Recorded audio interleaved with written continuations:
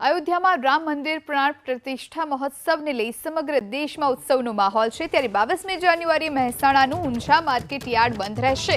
રામલલા પ્રાણ પ્રતિષ્ઠા મહોત્સવને લઈ અને રજા જાહેર કરવામાં આવી।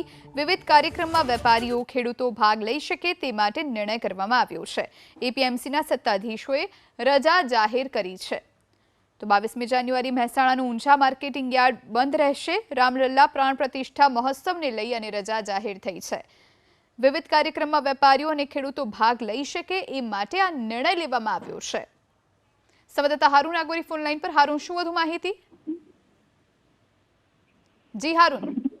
મહેસાણાના ઊંઝા એપીએમસી 22 જાન્યુઆરીના રોજ બંધ રહેશે। જે રીતે અયોધ્યા રામ મંદિરની જન્મભૂમિ મહોત્સવને લઈને આ રજા જાહેર કરવામાં આવી છે। વેપારી તેમજ હમાલ વિભાગને લઈને આ રજા જાહેર કરવામાં આવી છે।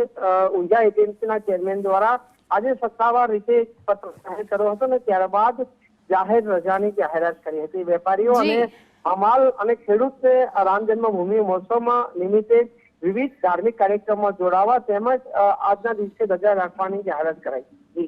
આભાર હારૂન માહિતી બદલ।